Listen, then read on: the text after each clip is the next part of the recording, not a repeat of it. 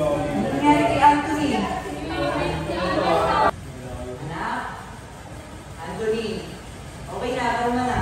Hindi ka na nilaawayin. Dave. Save. Mga anak, hindi maganda na pinagtatawanan ninyo yung kaklase ninyo. Kung sa inyo ba gawin yan, magugustuhan ninyo? Hindi na ito mauulit ha?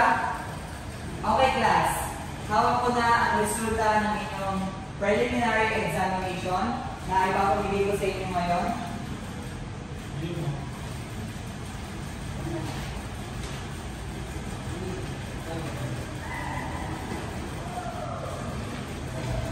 Bigyan natin ng 3 palakpak si Mr. Corteros bilang siya ang nakakuha ng perfect score. Ano ba yan? Mataas pa si Anthony sa akin? Hindi niya na-score na? Mas mataas sa akin, nagkamali pa ako sa'yo. Miss De La Cruz, ano ba yung sinasabi mo? Nakuha ni Mr. Corteros ang perfect score dahil nag-review siya. Nagsikap siya. So okay na ba? May tanong pa ba? Wala na po. Okay, kung wala na tanong, pakitago na ang inyong mga exam. Dahil ngayon, ipapoproceed na tayo sa ating lesson. So, ang tatalakayin natin ngayong araw ay tungkol sa inclusive education. Lubhang mahalaga na mapag-aralan at mapag-usapan natin ang paksang ito upang madagdagan ang inyong kaalaman. So, ano nga ba ang inclusive education? Ang inclusive education ay isang sistema ng pag-aaral na kung saan binibigyan ng karapatan ang bawat individual na makapag-aral, ikaw man ay may kapansanan o wala. So ngayong araw ay magkakaroon tayo ng group activity na kung saan palalawagin ng inyong mga kaalaman patungkol sa inclusive education. Ito ay tatawagin natin debate. Okay, so ngayon ay natin ang klase sa 2 grupo.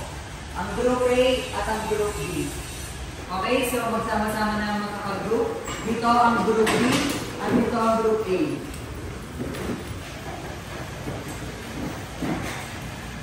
So ang ating pagdedebatehan ngayong araw ay kung sang-ayon ba kayo na magkaroon ng inclusive education o hindi.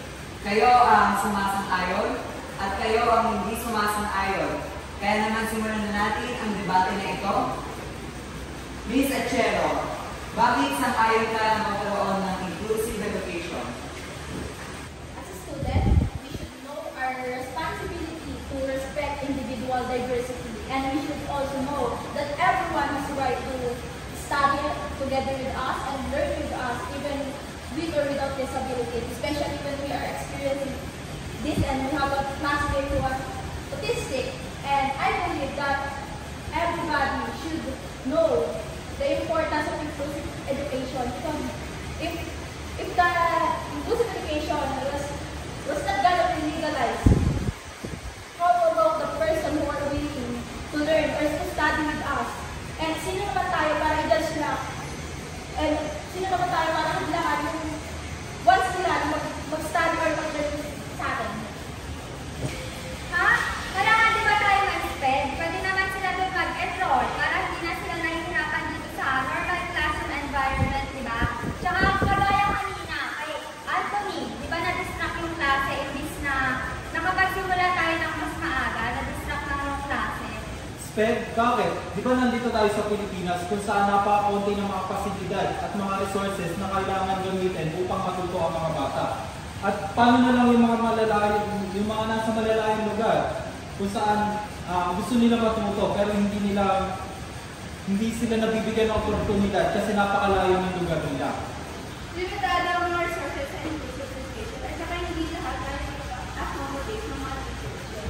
Kaya anong gawin nila or ikaw, you are not capable enough to learn in this normal classroom environment. Why we always need to adjust? Tama si Britney. Nagiging bias tayo dahil kay Anthony. Dahil sa kalagayan niya, mas nakakunan siya lagi ng mga guro na hindi naman dapat talaga.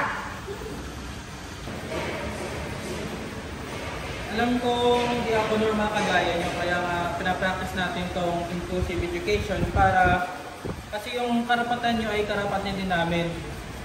Ang nais lang naman namin ay yung suporta niyo at paggalang niyo. At ang nais lang naman namin ay matuto kagaya nyo. Kaya po ba yun?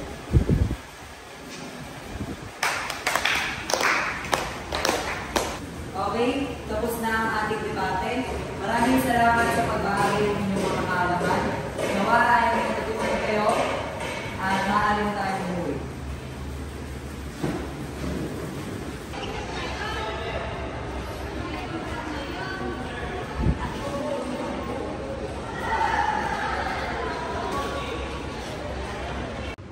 Ginawa namin ang video na ito upang ipakita sa lahat na bagamat si Anthony ay mayroong autism na tinatawag, ay hindi ito naging hadlang upang makipagsabayan siya sa loob ng klase. Makikita sa video na aming ginawa ang aktibidad na debate na kung saan dito masusubok ang talas ng pag-iisip ng isang mag-aaral na kung saan paano siya sumagot, kung paano siya mag-isip ng mabilis at kung paano siya mag-solve at mag-reason out ng mga problems.